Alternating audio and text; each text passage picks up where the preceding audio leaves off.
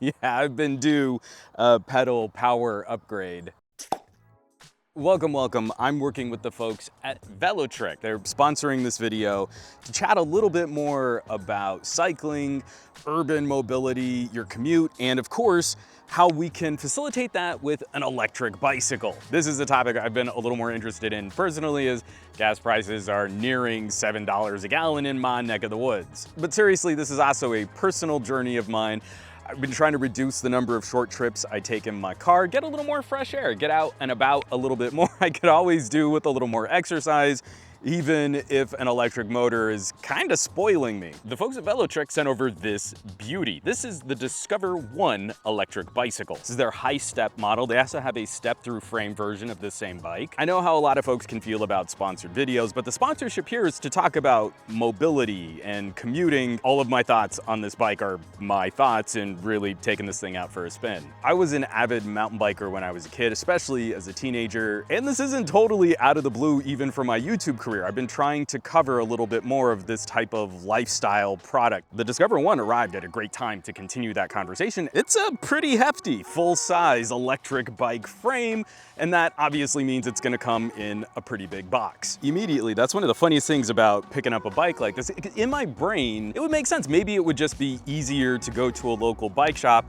And then I remember, oh yeah, I drive a tiny little fuel-efficient Nissan. How am I gonna get that bike home anyway?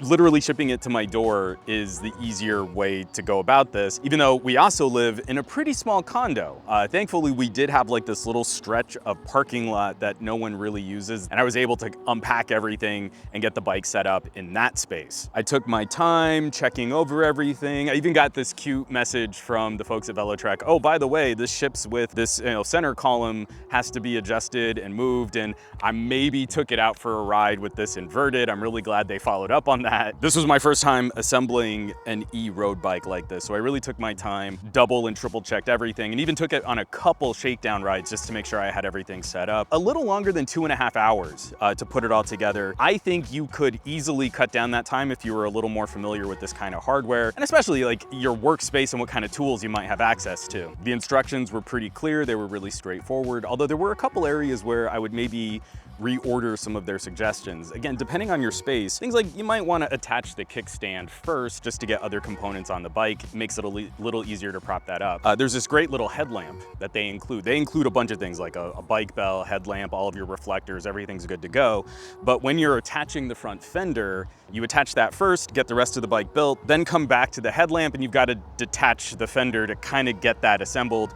You might want to just add that to the first part of that setup. Everything you need to construct this bike is included. All of the Allen wrenches, even a screwdriver, that's all great, but it's a little like IKEA furniture. They'll give you a little Allen wrench in the box, but you might have an easier time building some of this stuff if you have access to your own toolkit. Probably the trickiest aspect of this build for me, sliding on this front tire, this is my very first experience adjusting disc brakes on a bicycle. So getting in there with tiny little tools to kind of adjust where the pads sit, that probably took me the longest just to get the right feel, the right adjustment, so that you don't hear that scraping sound as you're trying to ride your bike. And after a bit of sweat on a really hot summer day, I was rewarded with this, a beautiful Class 2 electric bicycle in a color that Velotric calls mango. I think it's a pretty sweet looking bike. As a bike, it's pretty straightforward. It's 7-speed Shimano beauty here, front and rear disc brakes, front suspension all bolted on to a sturdy aluminum frame. Folks more familiar with this product segment probably already know this if you're an avid cyclist or you're into e-bikes. But what makes this a Class 2? We've got a top speed of about 20 miles per hour, and this can be driven with pedal assist from the motor or with a throttle. So you hit your thumb here and the bike will go all on its own. Getting into those tech specs, built into this rear wheel, we have a 500-watt motor and hill assist for around 15 degrees, like just straight up, and still able to maintain that top speed. I've got some really tall hills in my neighborhood, and I was very pleased with this bike's ability to get up those hills, even if it wasn't keeping that top speed. Velotric rates this for around 60 miles, just under 60 miles full range without pedaling. So you just want to use it like a little moped that it's gonna take you at 20 miles per hour. You can expect somewhere close to that range, of course, depending on how fast you're going and how many hills you have to climb. Maximum capacity for this bike is rated at 440 pounds. The obvious joke in the comments will be that I am maxing out this bike. I am not maxing out this bike. But seriously, that's plenty to carry my softer frame right now, and also attach maybe a basket or some bags, something to haul groceries and still make it around this neighborhood. Oh, I've got a little ladybug.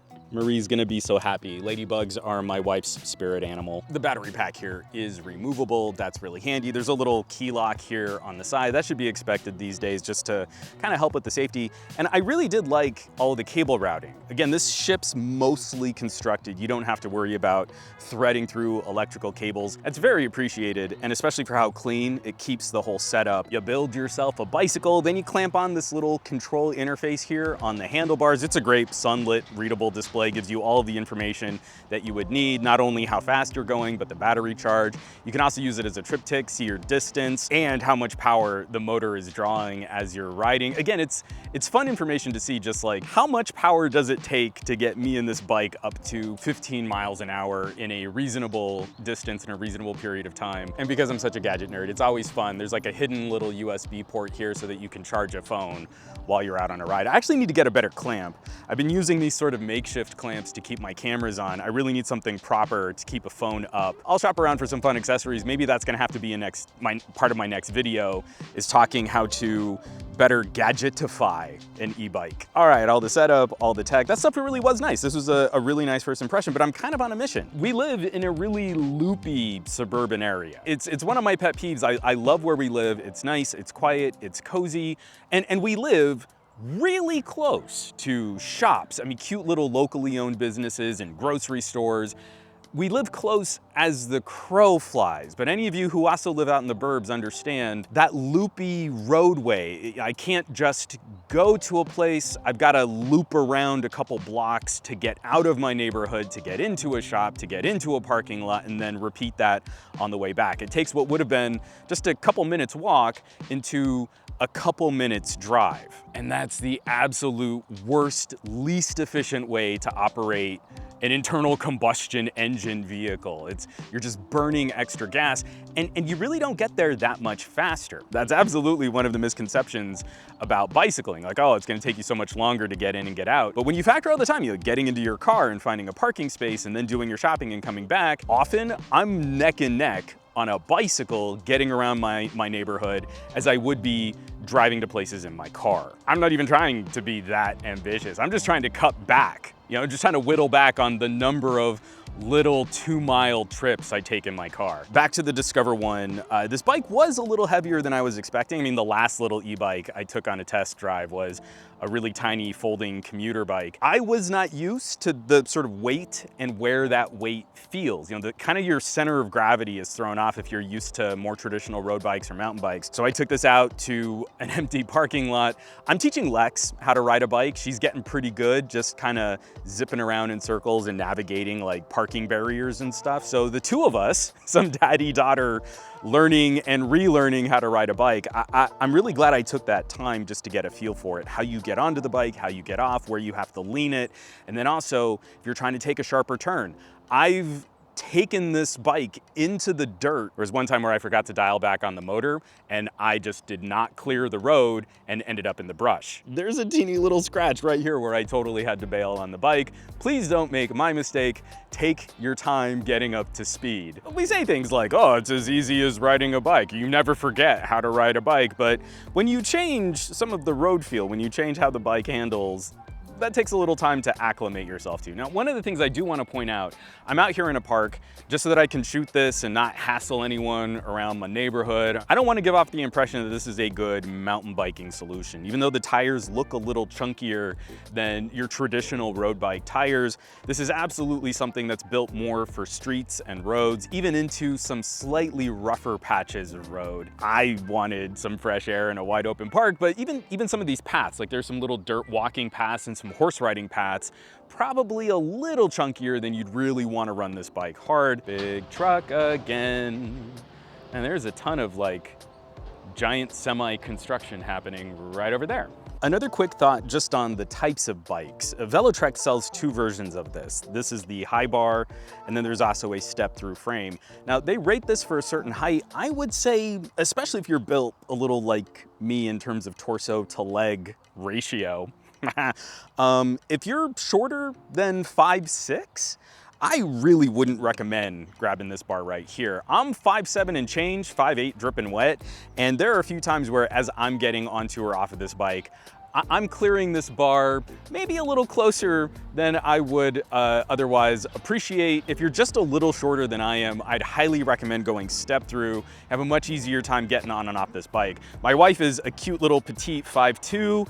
This is definitely not going to be a solution for her. It's a really well-behaved 7-speed bicycle. The tires are nice and cushy. This front suspension helps take some of that edge off of some of the older rough roads around me out here. And there are plenty of flat areas and low-grade hills where you don't even really need to kick on the motor assist. That's one of the things I thought was kind of surprising. The bike frame is pretty heavy. It takes a little more effort just to kind of get up to speed because of that additional weight. We can immediately lay that to rest. I was concerned, would this bike be too heavy to just be a good road bike? Now, not using the motor assist also means, maybe it'll help me burn a few extra calories when I'm trying to get up to speed. But then you turn on the motor and the ride is just really nice. You really gotta love the way even a little electric motor kicks on. It's just pure torque. And the very first time you kind of push into that pedal with the pedal assist, it's a little jarring.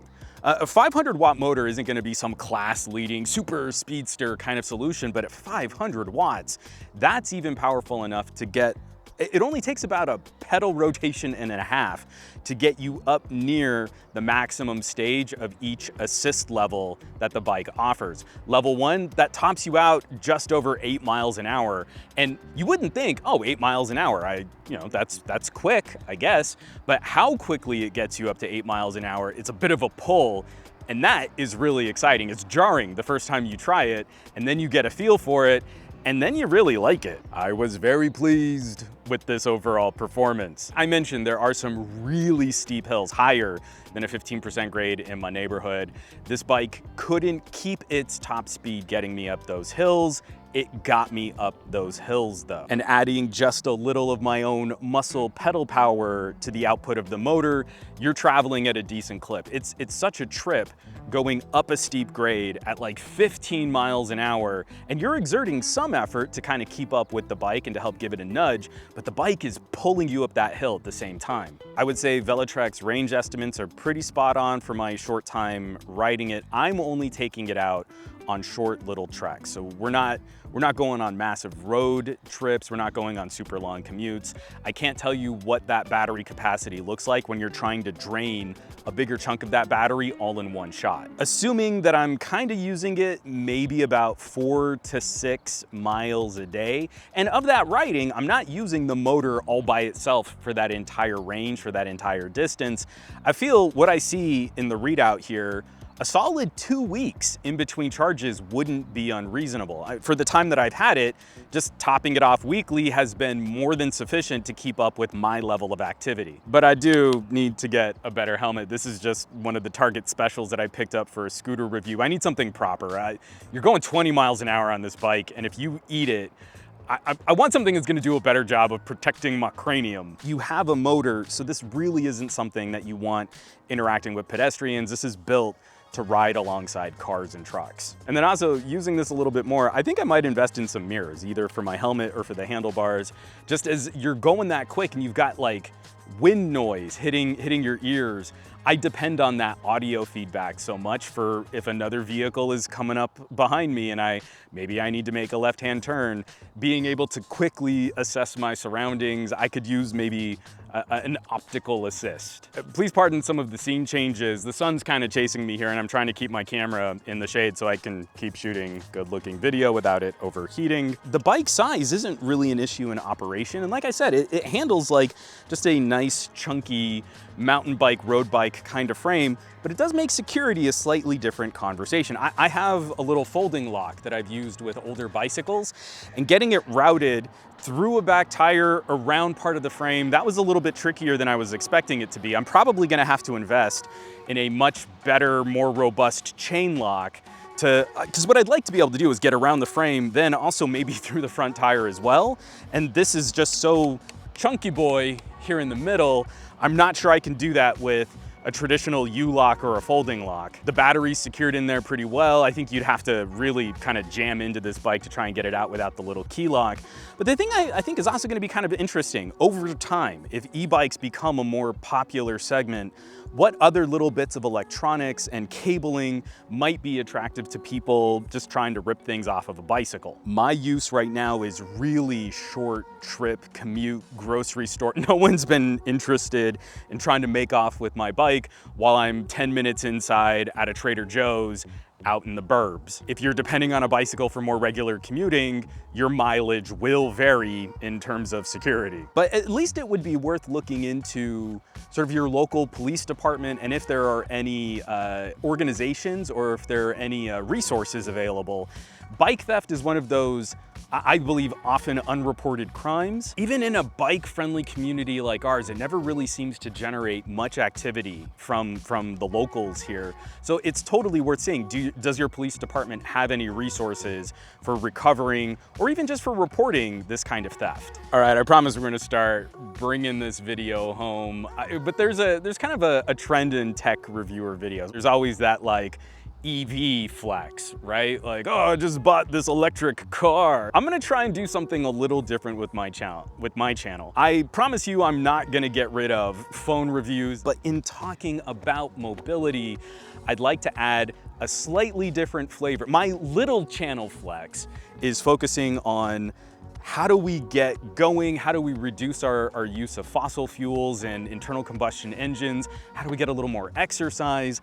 And to me, e-bikes fill that role phenomenally well. Why I'm such a geek for stuff like this: technology has this amazing democratizing effect on everything that we use, everything that we consume. It wasn't that long ago, it was only a couple years back, that I took one of my first e-bike test rides. It was on a prototype bike that eventually became a consumer-facing product that cost around $6,000. In just a few short years, a solid daily driver bike, literally all the bells and whistles, about the same power, maybe a slightly shorter range, and it is on a slightly heavier frame, but this is a competing daily driver that you can buy for a fraction of that bike's cost a couple years back. I think it has really pretty lines, but it also blurs the lines between more affordable options and more powerful options. Like shopping around at a Costco, I can find something roughly in the same price tier, but it has a shorter range and it has a less powerful motor. It's really helped scratch that itch for me. I've been wanting to step up into something just a bit more powerful, but I didn't want a product that was gonna break the bank. That's the last point I kind of want to dig into here, and I've mentioned this in some of my other videos on things like e-scooters. I feel safer on a bicycle. If you have one of those really great, big, powerful e-scooters and the battery goes, it's not always a given that you'll be able to kick drive a big, heavy scooter. If something happens here, you can make a pretty solid argument just for this being its own road bike. I have pedals, I have brakes, I have my handlebars. I can control this even without the motor and the battery. I've really enjoyed my time with this. I'm seriously considering getting the step-through frame version for Marie so we have something that we can ride together. And especially if you're doing more sort of suburban and urban city commuting, it's beautiful because you can get to your destination almost as fast in city traffic as you would in a car. You don't have to fight as hard for parking. And if you don't want to arrive all sweaty, you can let the motor do significantly more of the work in getting you there on a bike. But I can't give this bike as strong a recommendation if you regularly find yourself taking this off of paved roads, more rugged terrain, dirt, rocks, and especially if you need more power to get yourself up some hills. Sadly, the Discover 1 can't fulfill all of those roles. I mean, if only there was some other type of motor-assisted pedaling device. If only a product like that existed and was affordable and was easily accessible. As easily accessible as this bike, you could just have it shipped to your door and you could build it yourself and take it out for a ride. That's absolutely gonna be a video we'll be following up on soon on this channel. They've got something else up their sleeves that I think you're gonna like too. I'm gonna be trying to get myself in better shape. Of course, a massive thank you to the folks at Velotric for sponsoring these conversations and kind of building up some of this discussion that we have on alternative mobility. As always, thank you so much for watching, for sharing these videos and subscribing to the channel. All of your support has been absolutely amazing. If you're checking out the links in the description down below for information on products like these, if you're hitting my home site, SomeGadgetGuy.com, if you're buying some merch, or if you're joining the list of names scrolling by on your screen from my Patreon, patreon.com/SomeGadgetGuy. This list is basically the coolest collection of tech pals in the multiverse, so I hope you'll check them out. Now, you know you can find me around the rest of the internet at SomeGadgetGuy on the Twitters and the Twitch, not so much on the Facebooks and the Instagrams, and I will catch you all on the next video.